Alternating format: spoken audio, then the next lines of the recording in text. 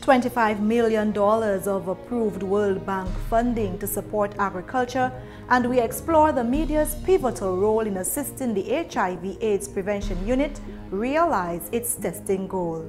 Hello and welcome to National Focus. I'm Kimani St. Details of these and others after this. I believe in the natural order of things. I believe in the harmony of things. You know, in everything we do, we have to keep it natural. I've been doing farming for now over a decade. My day is very hectic, but I make it light, you know, because I enjoy what I do. I enjoy producing the best quality goods and to make sure that the people that receive it, they receive the best that they can ever get. Right from the farm, everything that I grow, I process them back into the farm so that the same things that grow in the farm is what protects the farm. Tourism is my business. You know, it's not just dealing with the foreigners that come in, but it's preparing those things that when they come, they can feel and taste the difference in coming to this exotic island. And it starts with the farmer, because we provide the things that they eat, that they taste, that they drink. I believe in my heart that it's my responsibility to provide quality. My name is Tony Alves, and tourism is my business.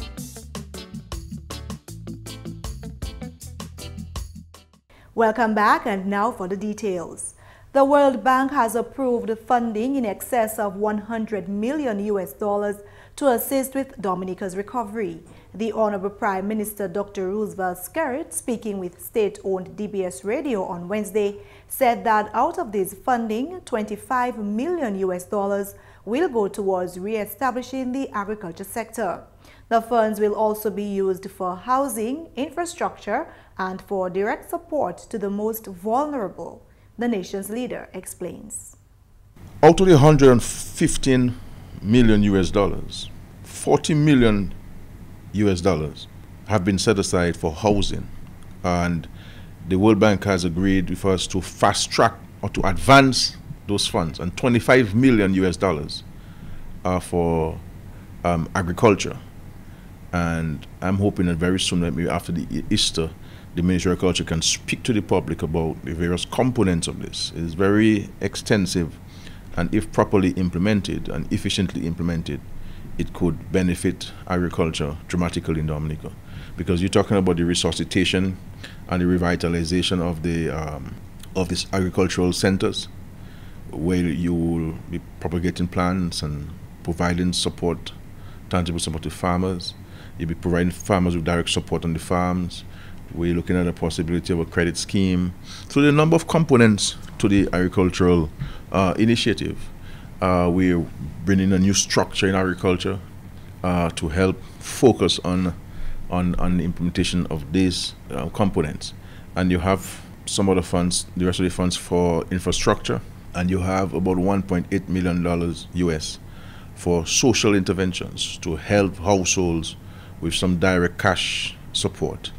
And we will be targeting the most vulnerable communities and the most vulnerable homes in Dominica with $1.8 million US. The World Bank is assisting us in putting the framework together for that, and we're hoping very soon that will be in place, and that will be advanced to the benefit of the most vulnerable communities and the most vulnerable households in our country.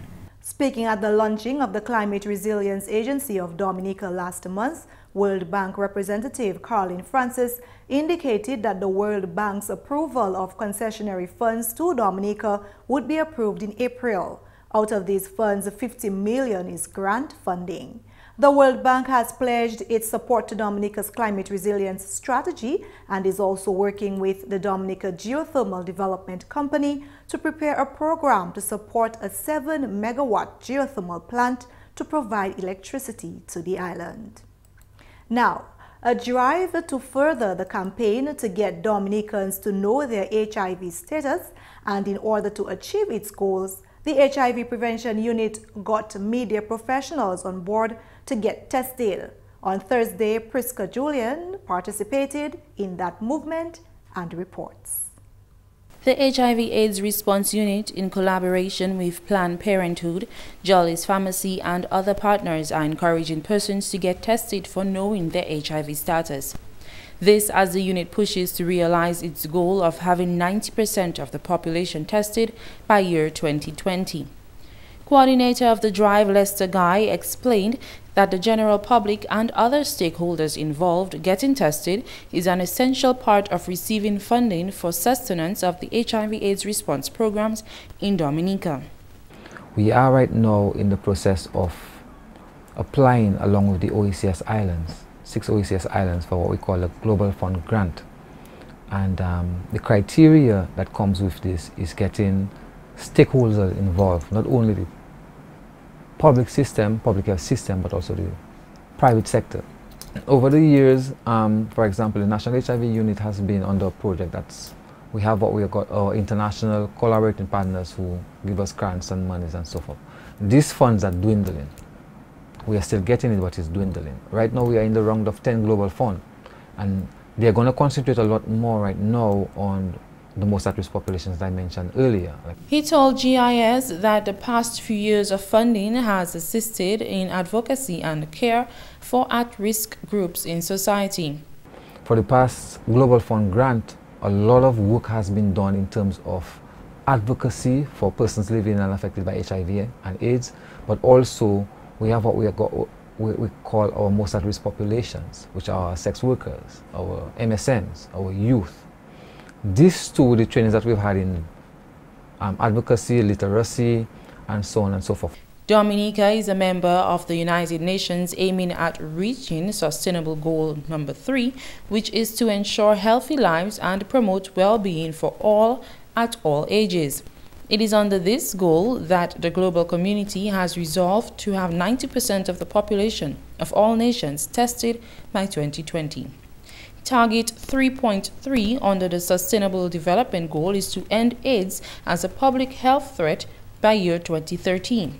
I think the 2020 target of having at least 90% of persons who are in the country tested, 90% of those persons who are tested are into care, and 90% of that, the persons who are tested being on ARVs, plus the target of the 2030 UN/AIDS goal of eliminating AIDS in the region, in the world, is very important. And I think the media are one of the strongest partners that we can have in selling that message.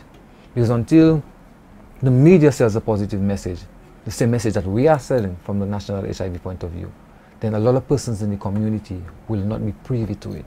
For this campaign, Guy says the role of the media in helping to eliminate the fear of testing and stigma towards HIV/AIDS patients is pivotal.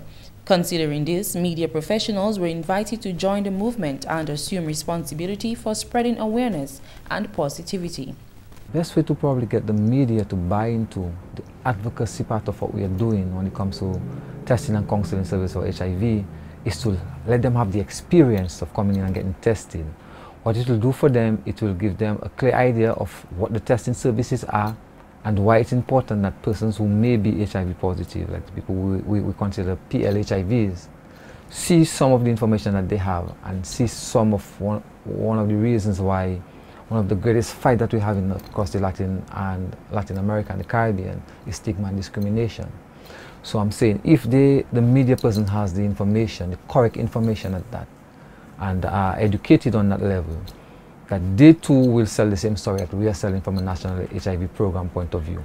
On Thursday, GIS News adopted its responsibility in joining the Ministry of Health through the National HIV/AIDS Response Program in reaching its target for testing and eliminating HIV/AIDS.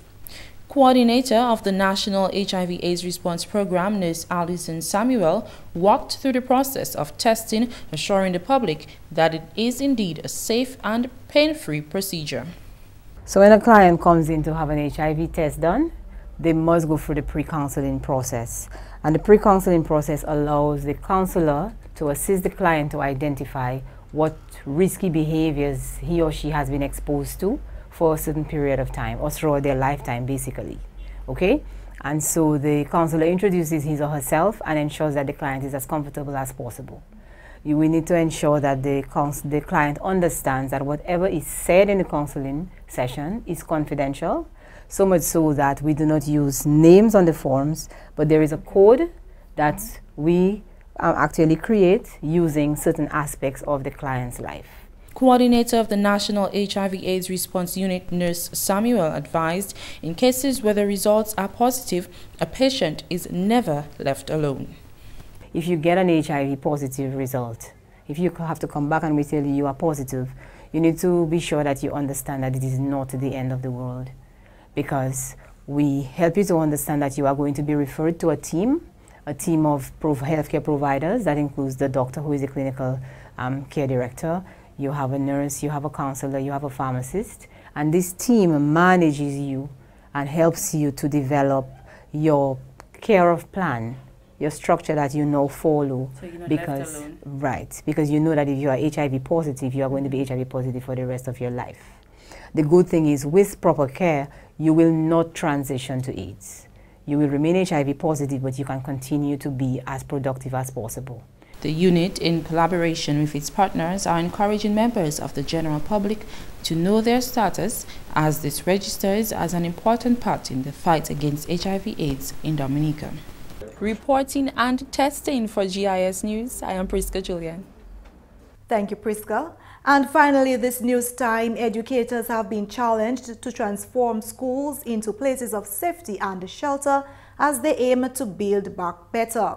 The Dominica Association of Teachers held its 14th biennial convention at the Goodwill Parish Hall earlier this week under the theme, Building Better, DAT Equipped for the Challenge. Featured speaker at the event, Registrar at the Dominica State College, Dr. Shyla Esprit, told educators that creating a safe space for students in Rebuilding Better goes beyond the physical school building, but creating a sheltered school environment for students to excel. What we build back and how depends so heavily on what we see or understand as school. Perhaps the first step to building better is to reimagine our concept of school itself and redefine it as a shelter for our future selves. Our children here are not yet at great threat for being shot in a classroom, but we certainly can recognize the ways in which our school has not always sheltered them in the most necessary ways. Are we creating spaces for them for free expression of their talents and ideas that have nothing to do with a fixed curriculum and a syllabus that we have to cover? Are we teaching our students proper conflict resolution and the skills they need to ask for help without acting or sounding entitled? Are we actually doing that ourselves? Think of your last staff meeting, principals meeting, or administrative conference. Do we actually handle chaos and confusion in our professional lives in a way that we implicitly expect students to understand? Are we shielding them from the future of trigger reactions, pun intended, to getting what they want, blaming others, and skipping steps to get there? The culture of our school has to be transformative and restorative and actually make a home for children who otherwise have nowhere else to feel safe, sometimes not even in their own heads. Shelter is protection. We take for granted the ways that we protect our students by having them in school all day long. School is protection from the emotional and psychological distractions to their imagination.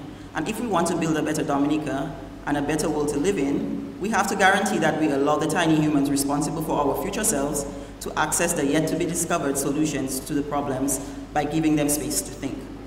She pointed out that in order to be equipped, educators must be willing to pursue professional development. Are we equipped to provide that protection? Are we giving ourselves the space and freedom we need to explore, imagine, and discover new approaches to teaching and learning? Are we eager for professional development and even basic reading on the emerging trends in our field of teaching and in educational theory and policy? Or are we sucking our teeth anytime the ministry or principal mandates another workshop? About 13 retired educators were awarded at that convention for their dedication to the profession. And that's all for this edition of National Focus. Be sure to follow GIS on facebook.com/GIS News Dominica and also follow us on Twitter at GIS Dominica. You can also catch up on past National Focus newscasts on our GIS Dominica YouTube channel. From all of us here on the GIS News production team, I'm Kimani St. Thank you for watching and do have a great weekend.